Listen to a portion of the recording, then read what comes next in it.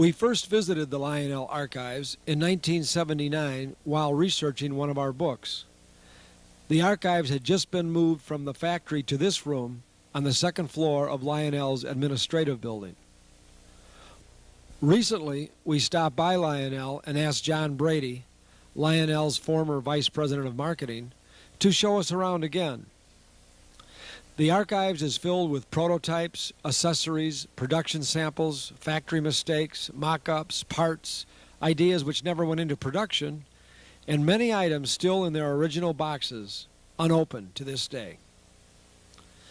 There are also some engineering samples, an example of which is this Scout engine, numbered 1001 and painted black. We have on this card a little notation that says, here's the original Scout locomotive. Brass, a soft metal, was used so modifications could be made. Then the same modifications would be made to the tool before regular production started. A pre-war Lionel classic, the Hiawatha. Although you've already seen it before. We have the Hiawatha, which we don't have a tender for, but we do have this prototype. The prototype is made of sheet metal and the rivets are functional. They hold the different sheets of metal together. This prototype was probably made in 1934 and is rather primitive compared to the prototypes made today. They certainly would have gotten a pretty good feel for what it's going to look like and how they're going to have to attack the drive system. An item that never went into production. Next we have a 675 locomotive, although there's something a little bit different about this one.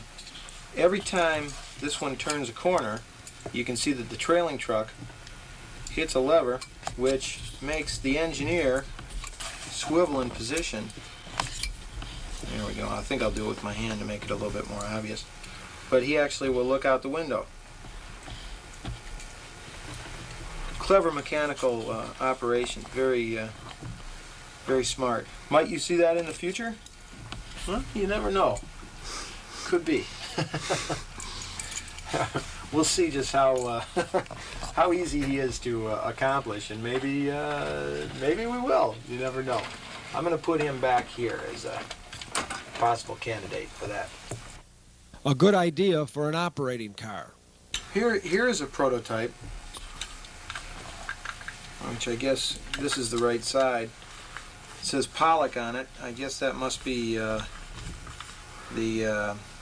either the manufacturer or the company that would run these cars, but I'm told they're called Tippler cars, and there have been a few in the model railroading magazines. This is actually true to prototype, and it looks like the operation was pretty simple. I'm not sure what triggered it, but there is a motor in here and gearing that would probably slowly rotate the car and allow it to dump and then return it to its upright position and then go back on the road. We asked John how often the archives are used. Well, we're in here a fair amount. I'd say we probably visit the archives a couple times a week, and there are some neat ideas. We have, without giving away any secrets, within arm's reach, I have probably 3 products that are going to be in future lines that came out of yesterday's thoughts. A thought from the 1950s was this answer to American Flyer's rocket car. Battery powered, and looks like something was spring loaded in the cockpit that would maybe eject along the way. Now this looks to be a later version. This is made out of wood, by the way, wood and metal. But the later version of it, keep the rocket tubes in there, looks like they figured out how to make it with a motor and to put the fuselage in here. I'm not sure exactly how this goes together, but this looks maybe like the ejection mechanism right there.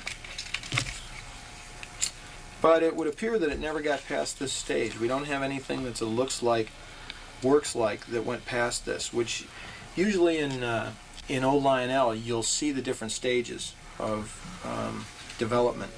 as they got closer and closer to production. Somewhere along the line, this must have gotten killed pretty early. There are some handsome F3 prototypes. Here's a Bessemer. You notice that they're numbered 0000. As you go through the archives, you can see that most of the ones that didn't make it were labeled that way. And in fact, it's possible that all of the prototypes that went through line reviews may have been labeled 0000 until they were approved and turned into real products. But then you have the Bessemer Herald right up front there. The way present-day Lionel prepares prototypes differs in several significant ways from the way old Lionel did them. We agree in concept with what we're going to do long before we even get to the stage of building a prototype. I think what they did, probably because it was cheaper and easier at the time, because they had so many people working for them, that they would actually go to three-dimensional prototype. We oftentimes will go, and I can't show you right now, but oftentimes we'll do a concept drawing of a product and show what it would look like and how it would work before we would get into building something, because it's expensive to do, and it takes an artisan. It's not something you have a design engineer just throw together. Here's Union Pacific with the same, you can't see it, but that's the 4 zeros. Once a piece goes into production, the final version is a little different from the prototype. This prototype of the Texas Special has a lot of decoration on the front and gold lettering. The production version has less decoration and red lettering. Two complex paint schemes, the Kansas City Southern F3 and the Burlington Jeep. It was a pretty aggressive scheme, considering that they were having their share of troubles with paint masks and overspray. And in fact, this whole stripe right across the front here is a tape that must have been custom made to make this prototype. The shelves are filled with dated production samples, as well as some things that are difficult to figure. This is a rather rough piece, but this blue guy here is trying to put out a fire on the car. And you can see from the pickups that the light is showing through this. I'm not sure just what the effect would be, but I guess it's supposed to look like flames are kind of licking at the car, and he's sitting here with a little hose. Here we have a prototype for a 2026, and you'll notice that this is probably one of the first shots out of the tool, and in fact it's very heavily machined on the top.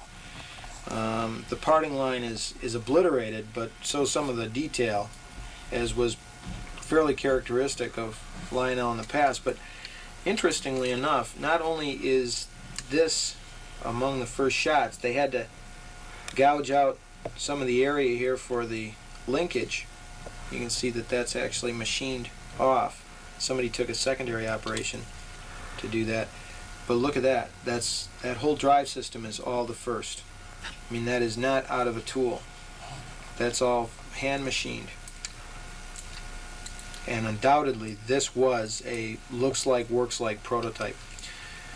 But also, on the wheels, I can't get them turned. No, I can't turn them. There we are. But on the wheel, it says Baldwin disc on the counterweights. Kind of a neat look to it. And then along that same line, it's interesting that some of the parts that hold this together are production parts. Some of them are handmade parts. And I'm sure that along the line, the engineers were probably just trying to prototype something and get it so that it would run on the road. So they took what they had, they created what they needed beyond what they had, and here we have the 2026 before it ever hit the rails. Lionel usually creates its own products, but has been known to use outside inventions. If someone were to create a new way to make an accessory operate, for instance, I mean, they actually work out all of the design engineering and make an accessory that works in a certain particular way, something different from anything else we do. That's a proprietary idea, and one that we would look at and be interested in perhaps picking up. Lionel is indeed interested in outside ideas. John said the company recently saw an item they were extremely interested in. And it was wonderful. I mean, we fell in love with it immediately. And we negotiated, made the agreement, and it will be appearing in the 92 line. It's going to be a great item.